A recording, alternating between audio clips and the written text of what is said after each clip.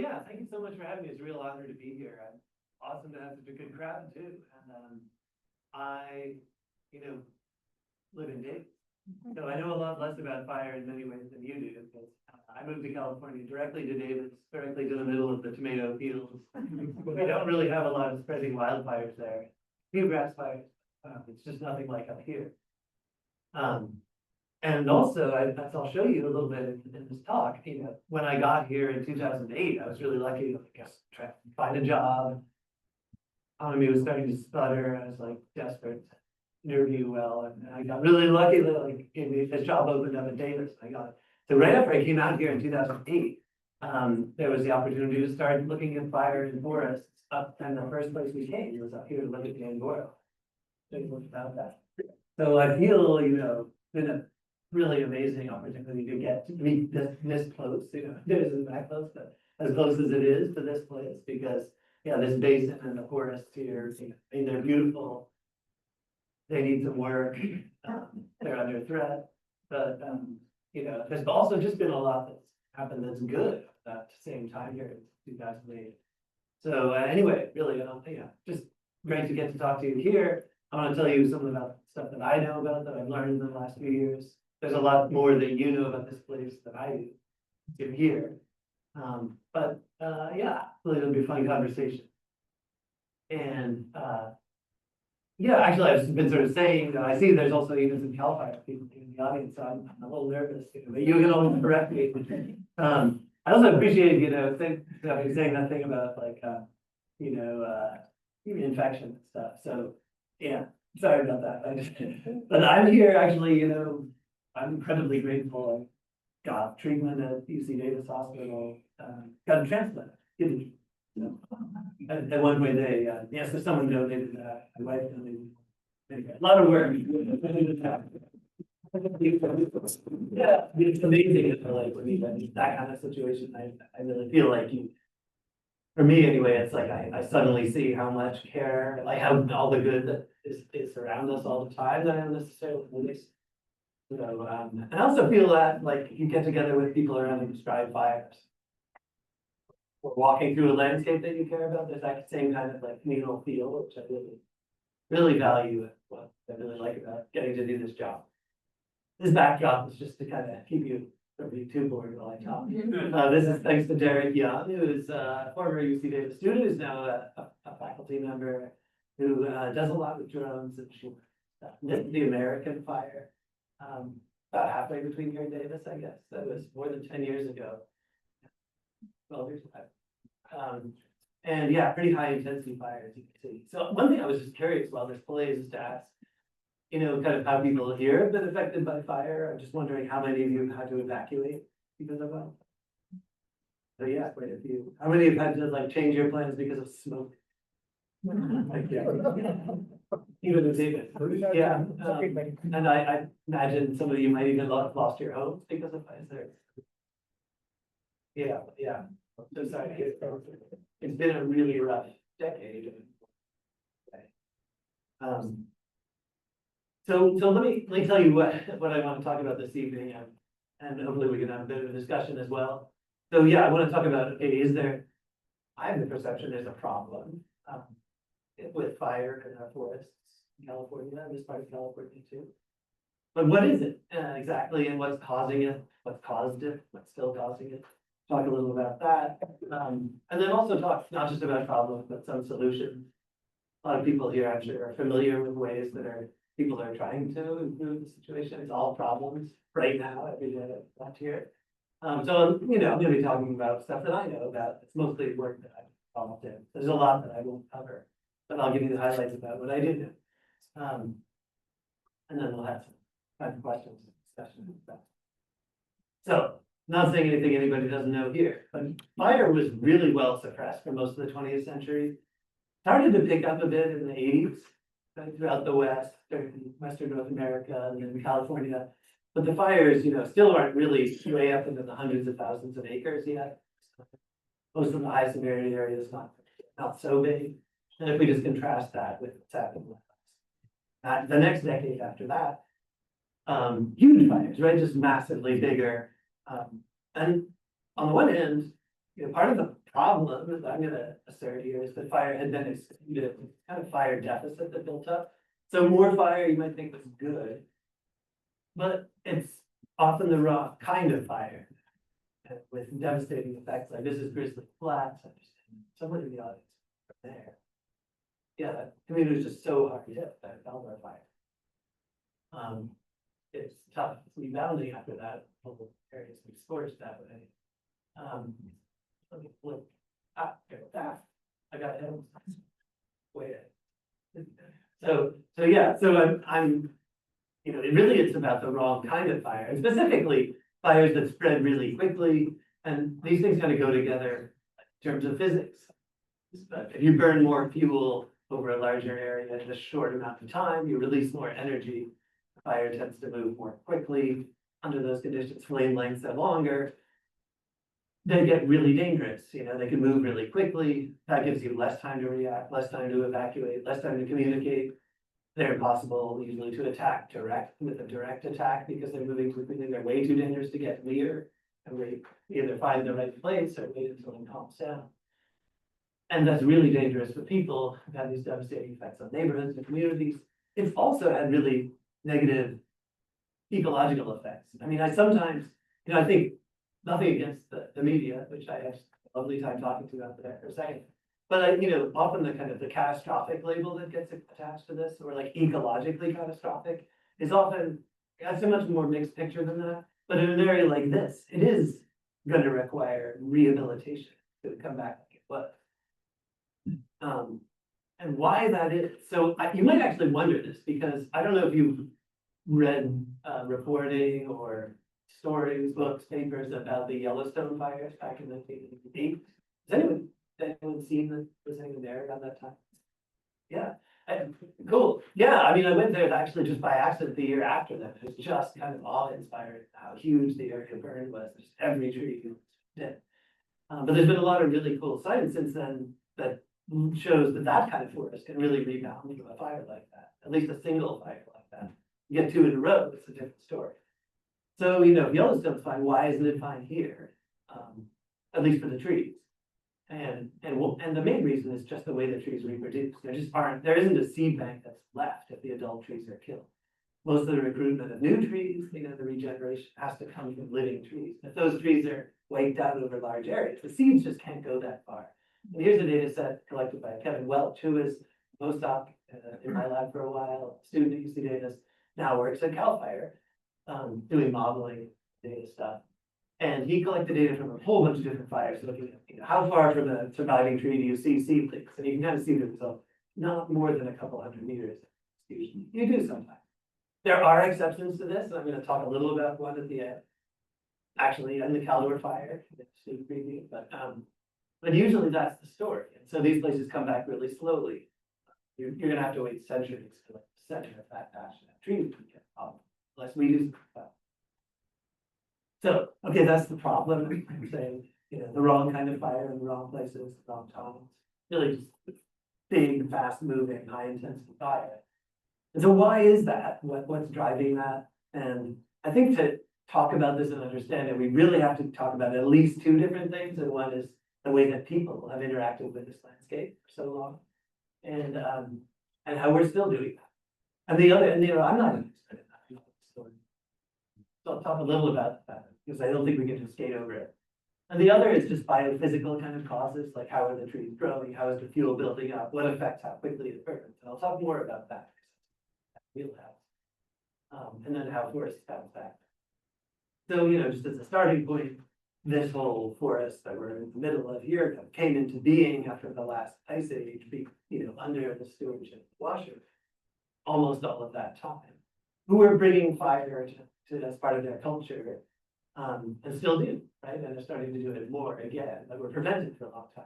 So a lot of, you know, this forest grew up with frequent fire. If we look back at the tree ring record, it tells a story about 7 to 20 years, 7 to 15 year fire return intervals.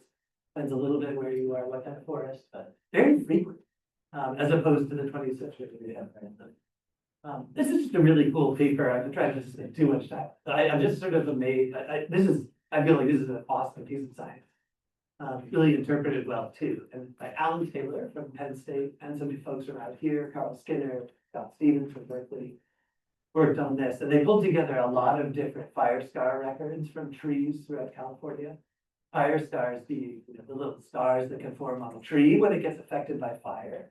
The fire comes up to it, burns it, but if the tree isn't killed, it often heals over that scar. And I should have brought up an example of this with you, a physical example. But you can look at that sometimes by coring it or sometimes by slicing like a wedge out of the tree. And they've done this for hundreds and hundreds of trees across the whole state, compiled it. And the black lines in the top panel there are kind of a relative index of how many trees in a given year are showing fire. They call it fire in relative fire index. And they can look over long periods of time because there's some old trees out there that have been recording fire for long. When they look at over a real big picture, when were the big changes in fire patterns in this whole region, the Sierra Southern Cascades, since 1600, you really see these three big changes. You could explain to define more, but the big ones are really associated with these human changes too. So right after kind of late 1700s, after the first missions were established, started getting more disease spreading through the indigenous populations, forced relocation, other relocation, and just the thinning out of the population and less people to take care of the forest, essentially. And you see these spikes getting bigger, right? So there's less prescribed cultural burning going on to create these barriers to stop fires. It becomes more responsive to climate. There's a really dry year, you get a lot more fire. The next transition might be one you'd expect. This is when you guessed that around the gold rush, and after, get a lot more Euro-American people coming in really quickly and changing the landscape, putting in a lot of grazing animals, and fire dropping. And then with kind of the systematization of firefighting and prioritization at the federal and state level, just putting out fires quickly and being really good at that led to a low level of fire. That's kind of call it fire deficit, because I think for these forests to work well, they really need more just to get more fire than they've been getting. Okay, so oh yeah, so why is it a problem to keep fire out? This may be, I know this is going to be reviewed for a lot of you, but I just kind of like to harp on it because I think it's really fundamental. It actually helps me to return to it again and again. Is that we talk about fuel all the time, fuel loading, too much fuel, so I'm a plant ecologist, so I like to kind of return to the fact that what fuel is it's plants.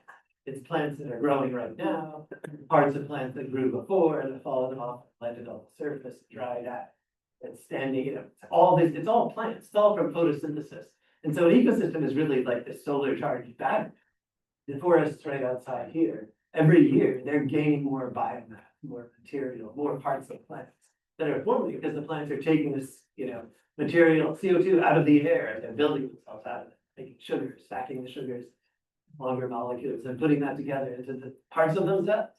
And then they start to fall apart and die, let surface and surface fuels build up, right? So that's it's like a battery charging up. And so ideally, we wouldn't want that battery to get overcharged because you have to, like if you're riding a hoverboard, you don't want to get overcharged and start on fire. If the energy is going to be released, it's better if it gets released slowly. And one way that can happen is decomposition. It's always happening. But usually the decomposition rate is too slow to drain the battery every year as much as it's getting charged. So every year it's charging on net more and more. There's more and more energy in the system. And so how quickly that gets released, if it burns, is really the critical thing that determines whether fire is a problem fire or not. Also where it is, right in your backyard, it's probably a problem no matter what.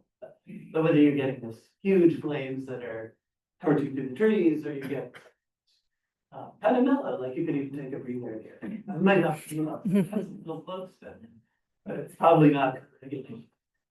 But it's true, like it can move really slowly there. So you gotta just step over it. If it hits the trail, it's gonna stop. So that's a really slow release of the same amount of energy, just really slow. Then there's a really big release there. We don't generally, this kind of forest system, want that. I did want to just say, so one of the things that Tahoe Environmental Research Center is really known well for, in addition to internships, I meant to actually start out with the shadow state. It's really cool to see the great work that you're doing. I think it's great that this center is hosting interns because So yeah, on campus, I'm involved with another environment, another kind of set of field stations called the reserve system. And one of the most valuable things I feel like we do is to get students out there and do hands-on stuff. Because it really can change your life. At least it's something you'll never forget, change the thing. So, thank you all for great that more people up here get that too. In fact, I just ran into somebody who has gone through this internship like a decade ago, Anna Perkins, grew up around here. She's now a middle school science teacher. Bringing up the next generation. So I think that. Anyway, but the other thing that this Turk does a lot is focus on water. How blue is how many balloons are going in. And water is really the key story here too. It's how fast are the trees growing, how fast the fuel is accumulating. That's kind of determined year to year and place to place by water.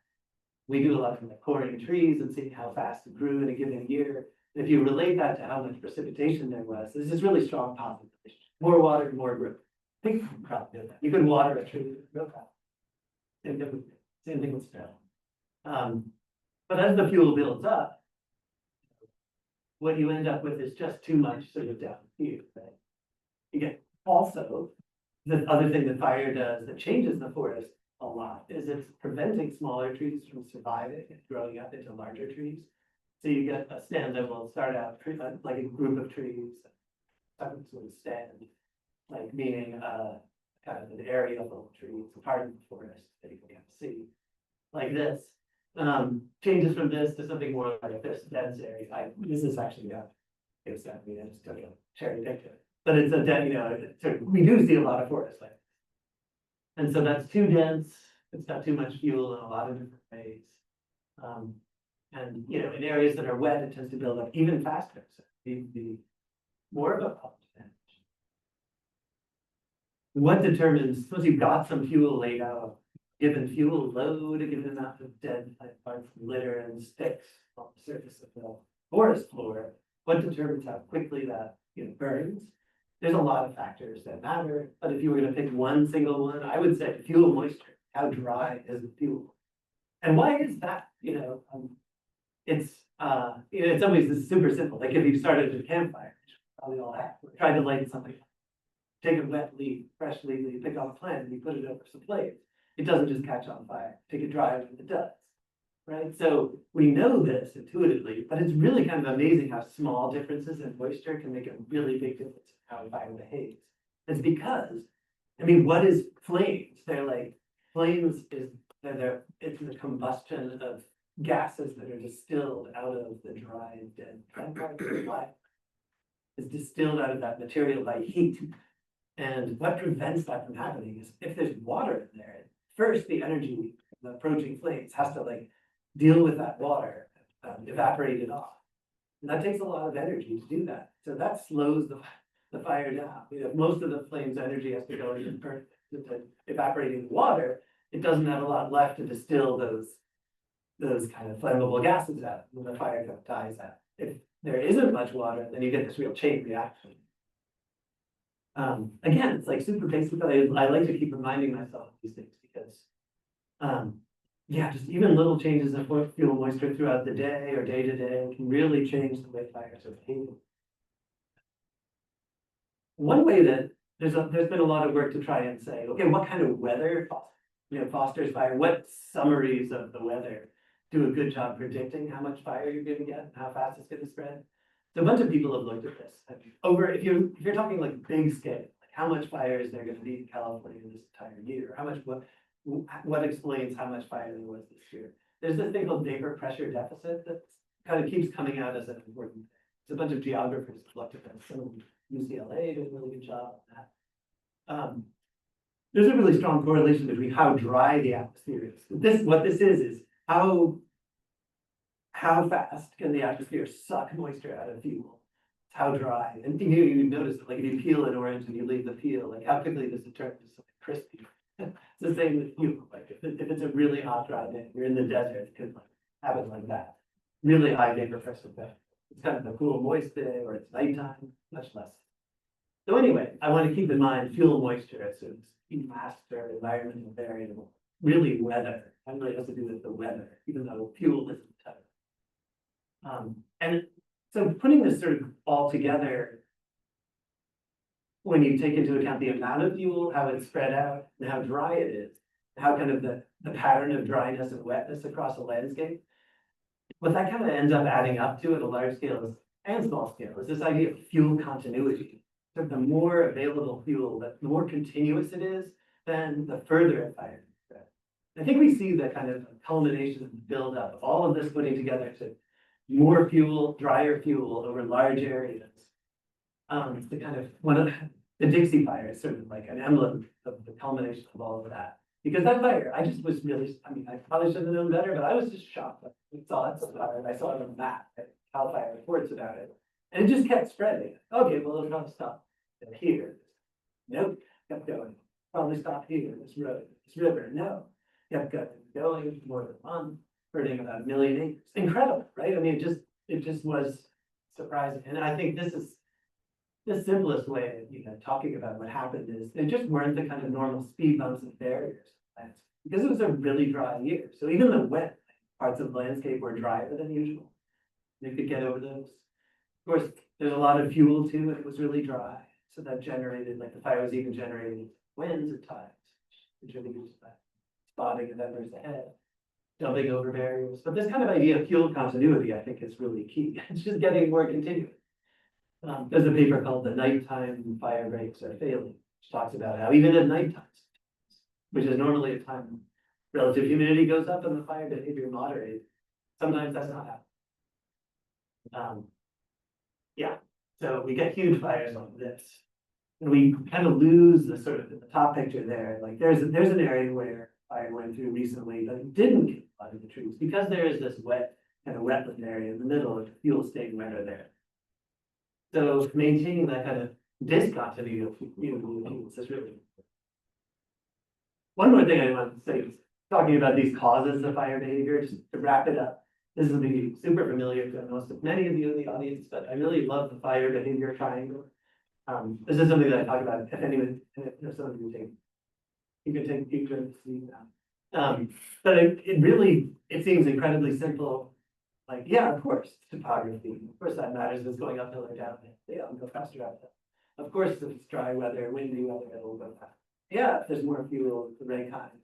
But it's just really, I think, helpful to keep in mind that it's usually all of those things and some interaction of them. Like it's all a checklist to do with it, a mental checklist. Well, why did this fire behave the way it did? In the campfire, this huge disaster that destroyed the town of Paradise, or most of the town of Paradise. You really have to kind of take all those things into account to explain how it moved as quickly as it did, and how it ended up in Paradise before people were ready. So this is looking downhill to where the campfire started, which is a PG&E substation. It was a really windy day, so that's, you wouldn't get it without the wind versus weather.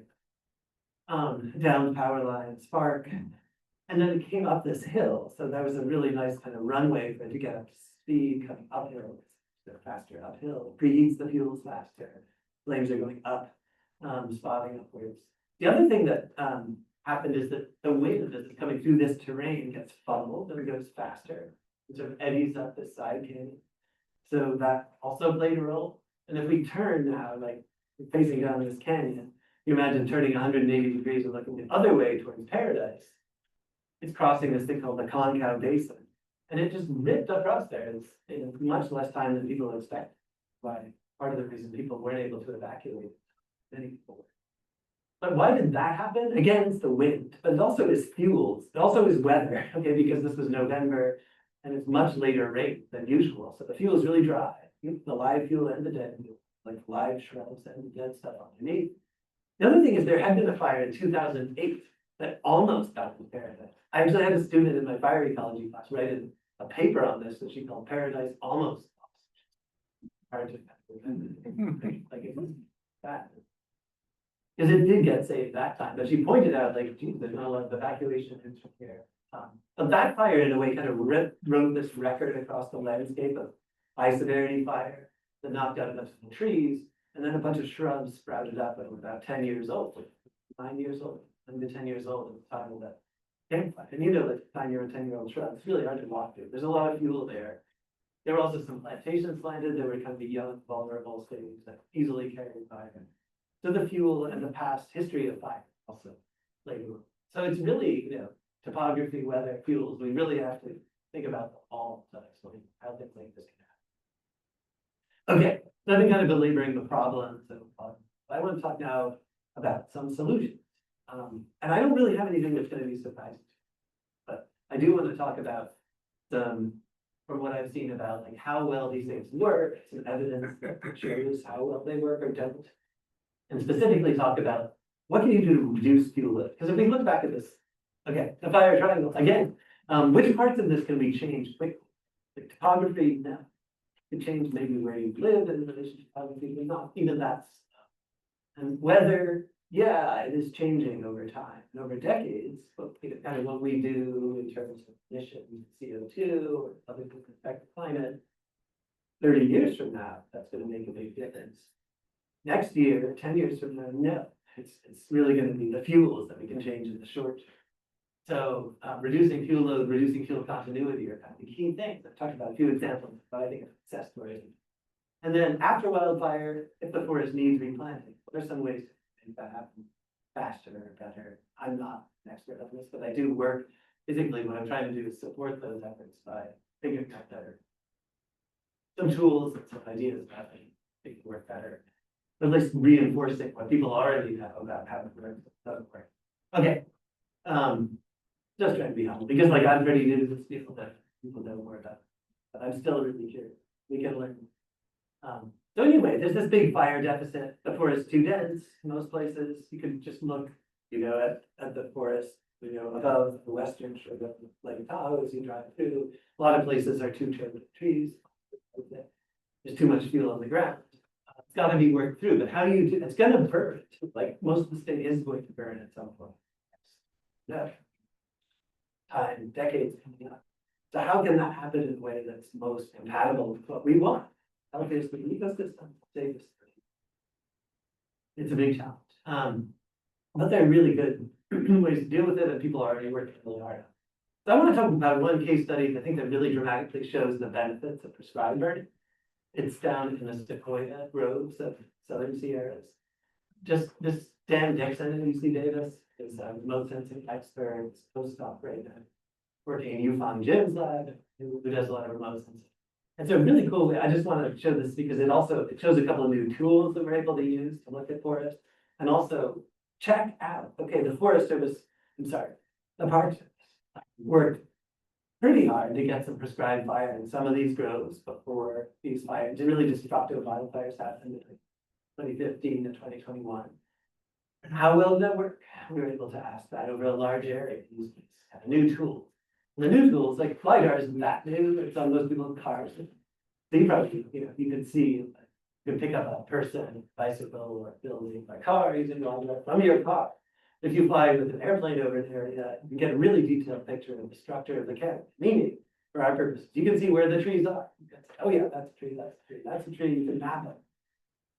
The cool thing about sequoias is people care a lot about them. The Park Service has put a ton of time into mapping where they all are. So there's thousands and thousands and thousands of maps trying sequoias. Mm-hmm. The white dots here are the GPS locations of the sequoias. They can use this LiDAR data to say where are the trees. You can use the Park Service's really cool, very time-consuming data to collect the data to put these white dots on the ones that are sequoias, so we can know which trees are sequoias. Another cool thing, so these two even newer technologies using these high-resolution satellite imagery. What's this from? PlanetScope imagery, it's called, from a company that launches these small CubeSats that have really high-resolution cameras. I think some of that you see like on Google Earth and Google Maps when you look at there's kind of like data from things like that, satellites like that, and it looks kind of like this, right? And you can put the white dots on. We already know which ones are sequoias, even we know where they are. With this data, this color imagery, you can use computer vision models, which are really good at spotting something on MRI. They're really good at seeing if the tree is there. They're really good at seeing, really good at seeing if the tree is live or dead. I think it's pretty easy. Is it great? Is it not? But it's a little bit trouble. It's really good at it. So putting together those tools, you can get this big map of mortality and survival of dying sequoias across the landscape. It's a lot easier to do now than it was 2 years ago. And, you know, you can then you can do it in one spot, you can do it anywhere, it's the same. At least in giant sequoia groves, we have those white dots from the Park Service, and then, you know, the satellite data is everywhere, like every day, amazing. And the LiDAR, got a bunch of LiDAR. So each of those dots is a giant sequoia. The blue one survived the fires, red ones didn't. We can start looking at, okay, why? And specifically, let's label each of these trees with, was it in a prescribed burn area or not? And then see how much of an effect that had. And also compare it to other things that might matter to giant sequoia survival. Like, was it on upslope? Was the fire burning on an upslope and going fast when it hit the giant sequoia? How tall was the giant sequoia? I don't know if people can think of anything else you can think of that you would take into it, like would affect whether a sequoia or survived the fire. I just threw out a few. I mean, anyway, we assembled it. Oh yeah, another thing was like, are there a lot of other trees close by that canopy that so if they catch on fire towards the sequoia? Like, are there a lot of ladder fuels? Right? Anyway, we use pretty straightforward model, statistical model, to just check this. Here's like, you know, standard issue, you know, statistical model output. And this is like the effect size. So 0 means whatever the variable was, it didn't matter. So here, the variable was there, the tree was more likely to die. So here, below 0, more likely to survive. I think that, you know, there's a lot of variables. The thing that jumps out, it's like, which one is the strongest? Sure. Pretty clearly. Oh, I guess extra animation. Pretty much that. So it's actually, you know, I think we kind of knew this, but it's really cool to see it laid out like 5 times less likely to die as previously described during the last 10 years. And then Dan went back and checked more recently. Well, what was between 10 and 20 years? It's actually still protected pretty well, not as well. Maybe a third as well. But because the effects of these treatments, fuel builds up again. The battery starts charging right away. But this is, yeah, I thought this was really cool and very motivating. As like, kudos to the Park Service for getting this number targets they did. And the tribes really collaborated with that. You know, if they'd done more, they could have saved thousands more times. Hopefully, it's motivating to do more of that. And those burned areas, like, they're not just fine either. Because fuel's building up again. Dead parts are falling off trees. Dead trees are falling down. Something's going to have to be done to deal with that fuel. From the next, probably another prescriber. So it's a lot of work, but it works. Okay. So I also want to give a shout out here to like fuels treatments that include mechanical things, how well they work. And I think, are you all familiar? You probably have all seen. Anyone not? I mean, they're just all around the top, right? Like there's been a lot of thinning of forest, a lot of pile burning that I've seen at least. Really, great. This is an example of where some were done pretty good. This is let me say, yeah, coming back to the Angora fire, 2007. So this fire was, for those of you who don't know, some of you probably were here for it, but really hot, unusually windy, hot day in June, like in the 99th percentile or something of June, hot, dry, windy days.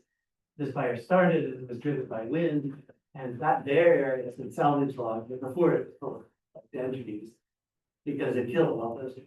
Also.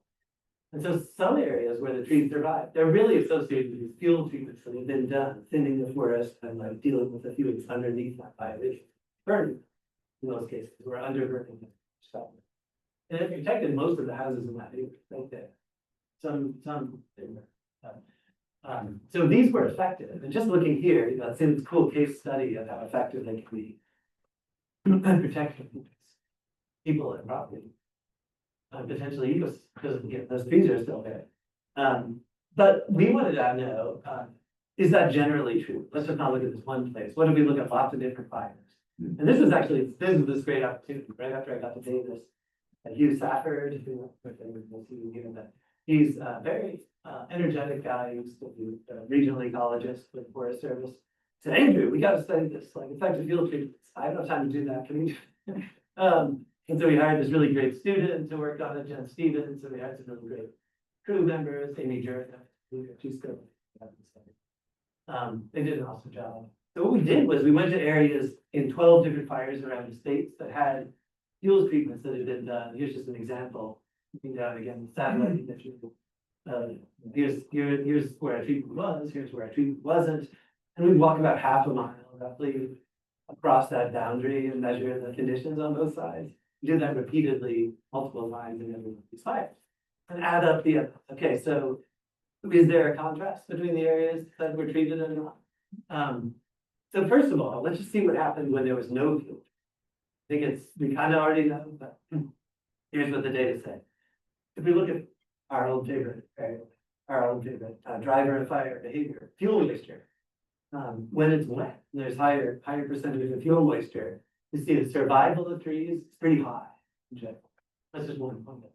Yeah, in general, the trend is up with more fuel moisture. We really know this. But it also just shows like the severity of the fire is really responsive to weather, to fuel moisture, just the expression of weather, when you don't treat it, because there's a lot of fuel there. If you do thin the trees and burn underneath it, here's what you see much higher tree survival, even under the really dry conditions. So that was encouraging. There's a real ongoing, interesting discussion about under what conditions do fuel treatments just fail. Anyway, it's just too extreme. That does happen sometimes. But across this set of fires, we found a pretty strong protective effect. It's cool. Encouraging. I also want to say, so if you kind of look at what is reducing surface fuels around the state right now, over the last couple of decades, even more recently than that, the single thing that's reducing the most is what? And some of that wildfire, when it's not moving at rapid rates of huge flame lengths, it's really dangerous, killing all the trees, it's actually doing a really good job. What we would sort of kind of in shorthand, we would say ecologically beneficial wildfire. Or, hey, that fire is doing good ecological work out there by reducing fuel. It's not that it's like the job is finished, that the forest is restored, but for right now, after the fire, there's less fuel. And that will affect what happens in the next fire. And so I kind of feel bad saying this because like so many people are working with us off to increase the pace and scale of treatments. And it's going really well, like they are increasing. That's also true at the same time. That's sort of not at the same scale that wildfires is dealing with. So in a way, I don't know. It's always kind of dicey to say, look on the bright side of fires destroy your community. You don't want to look at that. It doesn't make sense, right? I'm not saying we should start fires. Huge, sure. I'm just saying that if a fire does burn an area at low to moderate severity, it's doing some good work. And it's doing it a large scale across the state. And then, it's not forever, but we've done some research on how long that protective effect lasts, and maybe 10, 15 years, continues to reduce the severity of the next fire. And there's a really cool example of just how a single wildfire can stop another wildfire in its tracks, right around the corner from here. Are people familiar with the 2019 Cables fire, which was a prescribed fire in the National El Dorado Forest? Right, National Forest there. Anyway, this is up near Kirkwood, and there's Cables Creek Trailhead, if you've ever hiked there. Really great, I like it a lot. People do hike up there, because of interesting things at night sometimes. It's just free camping, so it's interesting. Whatever. What happened there? But okay, so this fire was set in 2019 as a prescribed fire. It got out of control because it got hotter and drier, windier than people expected, really kind of suddenly. I'm not going to try and litigate whether that was how bad those decisions were or whatever. It's seen as a mistake, obviously because it didn't do what people wanted.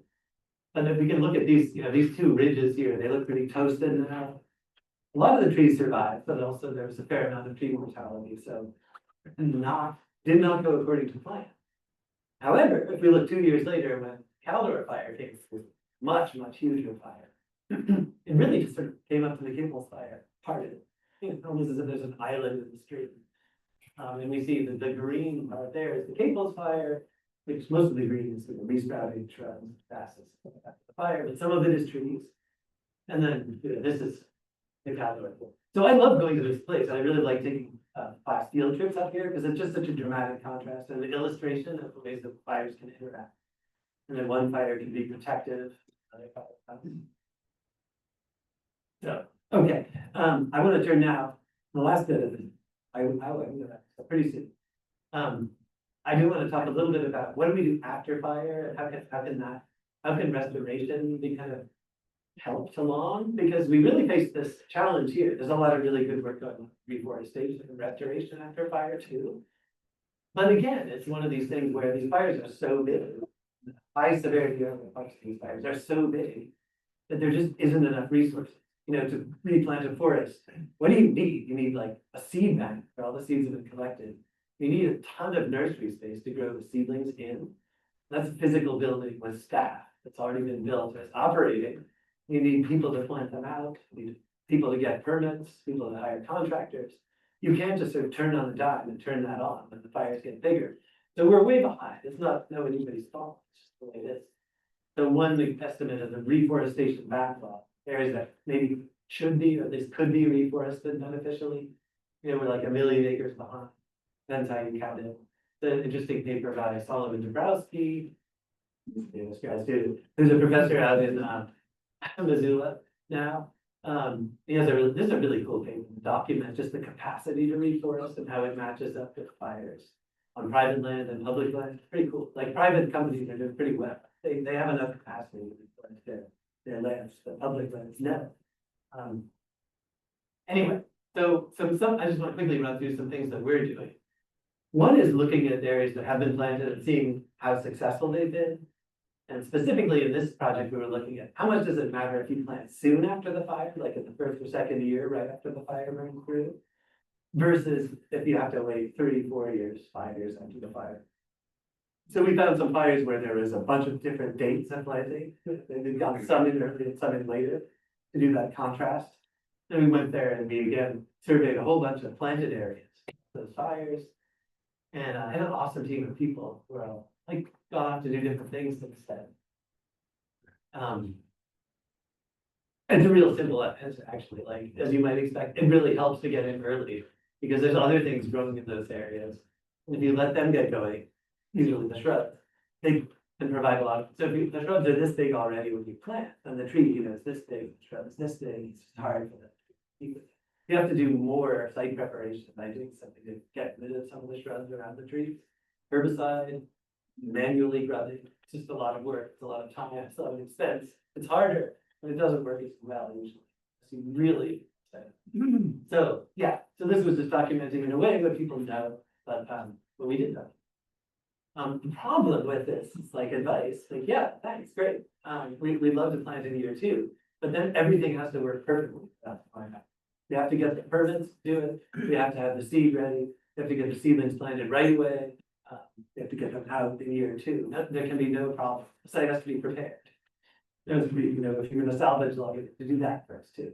So this is why it doesn't happen. But when it does, you get some really nice effects. Okay. Another thing, this is just close up with a couple of ongoing projects I'm really excited about. This shout out to Nina Venuti, who's one of the students in my lab.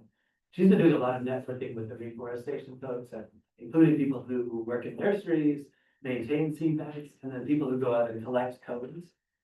One thing I had no idea until she started showing me this, bringing me to these meetings, is that for public land, more than half the seed is actually collected from wild trees by tree climbers. And it's really tough to do that. Like, it's a skill you have to learn. But it's also really tough because the cones are only there right in the canopy for 2 or 3 weeks a year, in given species and place. So you have to really nail the timing. If you're trying to go to a lot of different places, scheduling gets really hard. And so one thing that was really cool for me and Nina going to these meetings was the climbers themselves were telling us, like, this is actually kind of there. Hey, if you could predict this better, like if we get a better forecast of the ripeness, that would actually help me out a lot. If you could analyze some data and do a model, and then like that would be really useful. A lot of times people don't get that reach, but they did. So Nina started this project, got the grant to do it. Kind of went into the archives, which these nurseries maintain, archives of like 60 years worth of planting records. So we know where people collected cones successfully, times and places, like maybe 10,000 unique records over time and space. So it's a really amazing ecological practice. So we're hoping, she's done that already, digitized it, which is pretty laborious. And now we're going to start modeling and try to produce forecasts like this. Hopefully it's actually useful, but we're gonna hopefully see next time. One other thing, just another use of kind of drones and machine learning is computer vision is using kind of higher resolution. We got this grant from Cal Fire to check out, like, could we do a better job predicting where seedlings are coming up, where you need to replant versus you don't need to replant, because the forest is gonna come back anyway. You have this high resolution imagery. So we can collect this sort of amazing detailed data of where all the trees are. We know a lot about how far the seeds go. So if we kind of add up the seedling, all these trees, we can make projections of where the seedlings should be. We can go out, well, hire people to go out underground, to go out and actually, you know, like somebody was like high-tech tools, but the actual main tools that we use are pencils and rulers. It's like, this is the field, this is the high-tech. But anyway, so that's how we collect that data. And so working on this right now, it's really fun. And we still don't really know how much extra value it's going to give Cal Fire, but hopefully some. It's technically really fun and really interesting to get to go around and see what the seeds are. We think it can help save some replanting resources by targeting with that. We'll see. The one other thing, okay, this is the last thing. I said before, I've been kind of talking a lot about how fast moving high severity fire that creates these huge high severity patches where there's very few live trees. Okay, no seeds coming down there, no trees coming back there, usually. Sometimes though, there is, it actually turns out, you just kind of think about it, it's sort of obvious, but it hadn't occurred to me until recently, until actually like 5 years ago, that if the cones are ripe in the trees, and a fire comes through and kills the tree, and the cones haven't dropped their seeds yet, that's a bunch of seeds that can drop and start new seedlings growing. So the timing has to be right. And then, you know, maybe the conditions for growth have to be okay. But we started to hear reports of this happening in particular, like in the King Fire from 2014, there was like patches of sugar pine that came up after the fire, even though there's no live trees. Okay, that's interesting.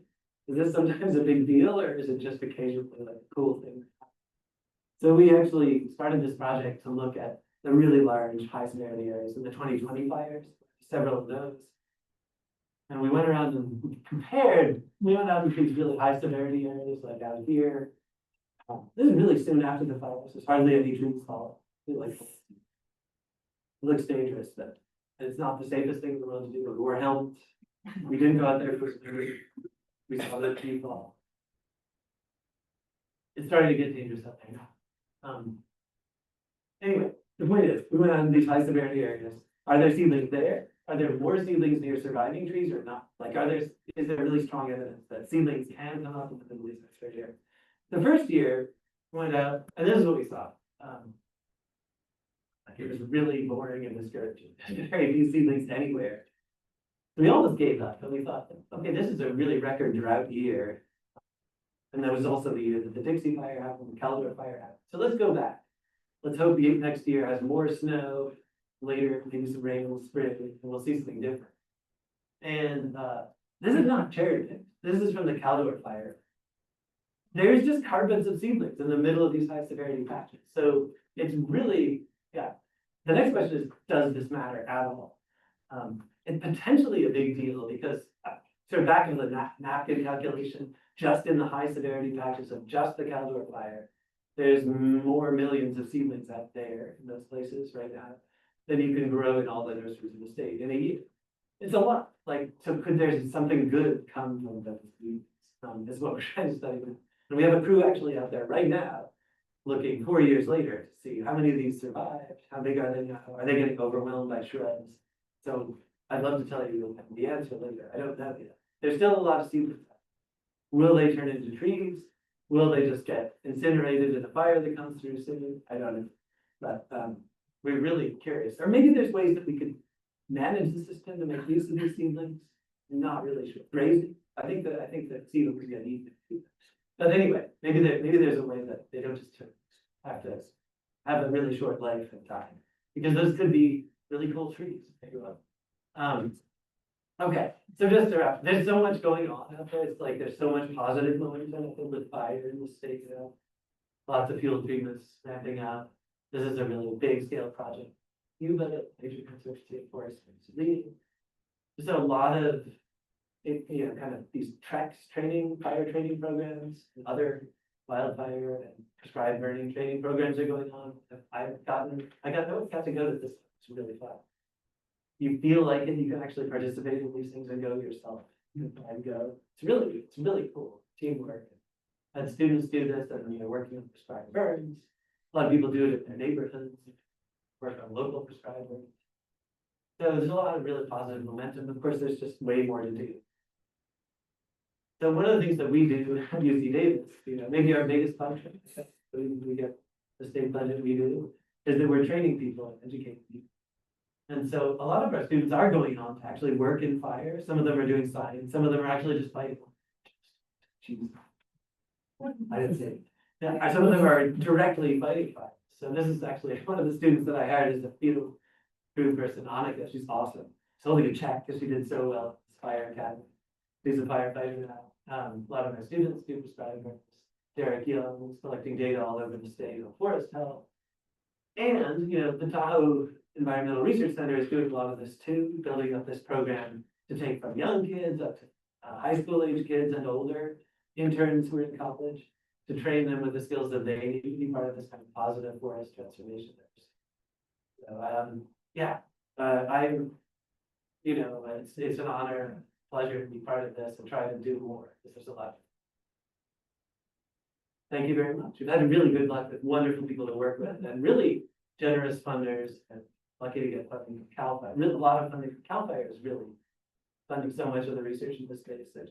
It's just an amazing thing that state agency is doing that for CAL FIRE. It's really great. But a lot of other funding sources, Forest Service, my own department, and the Gordon and Betty Moore Foundation. Thank you.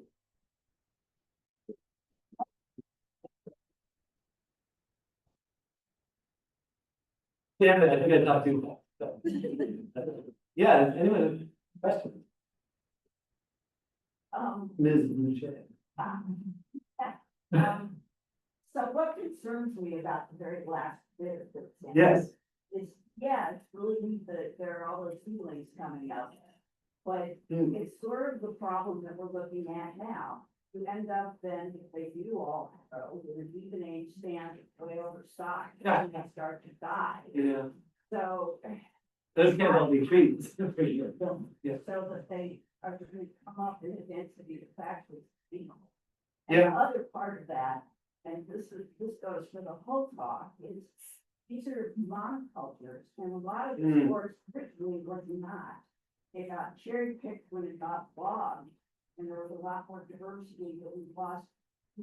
Is there any notion of trying to restore any of that? Yeah, that's a great question. So okay, two parts to this question. Yeah, sorry. How do you deal with what if this does succeed? It's gonna be way too dense. I mean, forests self-thin pretty effectively, but this is still not gonna be at the density that a tot of forest should be. If it all grew, right? I don't know, does anybody have a suggestion? Goats. Yeah, I mean, you could weed it, or you could try to mistreat it. I mean, it's a really interesting question. Well, The same thing with giant sequoias, because would be a normal thing as sequoias stand after a fire. They do self-thin. the problem is but- these are self-thinning when they're tall. Yeah, they're too die. Yeah. And then it's fire. You're absolutely right. So it's You need- like you could maybe go through and masticate and get rid of them. Yeah, I mean, mastication is possible. I mean, the thing that a lot of foresters hate, just because it's difficult to imagine controlling it, seems more difficult, not really like precious seedlings, but getting fire in there pretty soon while they're still small. This idea that people are calling pyrosilviculture. So let's try and thin this out. And I actually talked to Don Hankins, who's native guy, really real expert cultural burning. He thinks that's what we should do. Already get in there, because there's enough fuel and needles to carry it. Maybe not this year, maybe next year. And it'll kill most of the seedlings, but maybe that's good. And it will keep fire from getting to it. So it's a lot of hard. It's just hard. In a way, a lot of these things are hard because there's just a lot of people doing a lot of things all the time, which hasn't been the way That's an awesome question. What was the other one? About species diversity. Oh, diversity. And Yeah. it seems like if you replant, you're only gonna replant things that are already here and we've lost a lot of them. And people don't really understand what the forest looks like. Yeah, how do you kind of restore the forest to more than just, okay, there's some trees here? I mean, a lot of so I think it's fair. A lot of the current public land and reforestation efforts do try to reconstruct what they think is the species composition, so like more sugar pulp, yellow pulp. But not just that. And so those I think are really positive. You end up getting a lot of seeding in like other species anyway that come into that area. Only if they're around. Only if they're up, but yeah, but it's true that for cedar it's better. It's a larger. Yeah, I mean, the other thing is that like, what about all the other things other than trees? A lot harder. I don't have to agree with that. So thank you for the challenge. Sorry, yeah. Could the seedlings just be, a certain amount of them be harvested and go into your tree bank? Oh, that's interesting. You mean, can we actually transplant things? Pick them up and go to a place where you water them. I mean, it's laborious, but you could. They do have pretty deep. They can develop deep roots pretty quickly, but if you like have a tree stem. We tried to do this. It's hard to get the whole root, but I think you can get enough that you could. Just like how, yeah, I think if there were an area near this that I really wanted to make sure trees were in, yeah, I could totally go out and harvest these. I think, yeah, it's good. I think the challenge would be to scale it, up. It's a lot easier to take big flats. I've seen that nursery, perhaps to the ground. But you could figure out a way to do it more efficiently. Maybe you can develop a machine. Yeah. There's a place, as you come from the west on I-80 Yeah. toward Reno, Uh-huh. on the south side of the road, that obviously had burned many years ago. And it looks as though it's been replanted, but the trees are so dense. I'm thinking, this is not good. We're gonna end up with a really dense forest that's not going to be healthy, blah, blah, blah, blah, blah. Yeah. So I'm assuming it was mechanically replanted because there's no trees around. Is there any kind of, rule's not quite the right word, but when there is intentional planting about how far apart the seedlings are spaced, do they think about, there's gonna be Oh, grass yeah. at some point. I wonder if I could. Oh, yeah. So the question, yeah, it's a great question. It's like, I think it's complicated. Yeah, you're seeing an area where the trees look like they're too dense. Yeah. You think they're like, are they touching each other?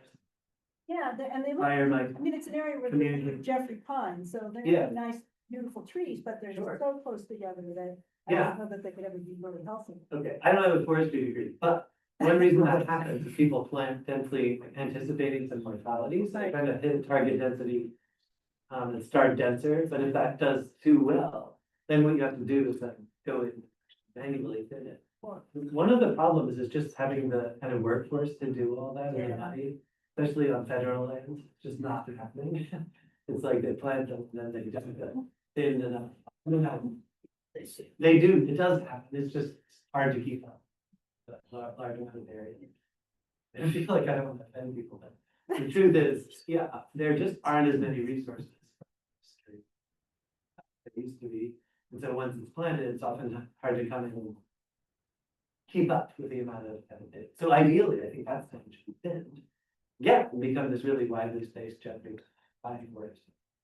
Because when Europeans first came into the Tahoe Basin, I've read that you could gallop a horse through the forest. Because Yeah, there were copses of trees, and then there were open areas and open areas. And I don't know if that's a result of the indigenous management practices, or whether that's how it would have grown if it hadn't been logged to death and come back. Yeah. No, that's a really, yeah, I mean, you do see in the areas and I think a lot of it is just the kind of randomness that occurs when there's frequent fire in the system. it does create these openings by killing some of the trees and maintain those. And so if a fire is coming through every 7 to 10 years, it's gonna kill most of the, most of the seedlings that are coming up would be killed by the fire.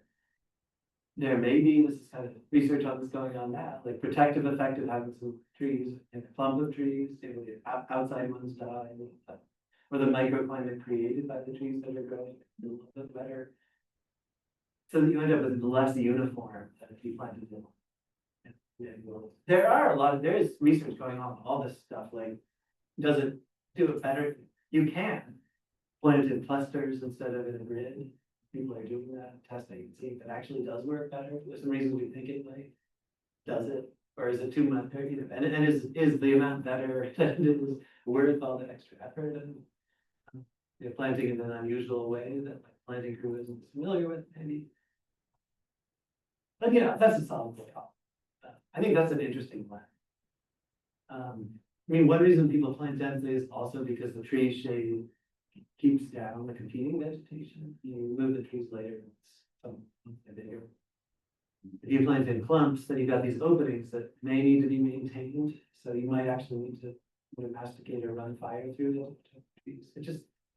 But yes, like under the kind of traditional cultural burning practices of lightning fire, with high frequency fire, it's just keeping the forests at a really low density. These gaps form, these clumps of trees form, seeds fall. The trees possibly facilitate each other.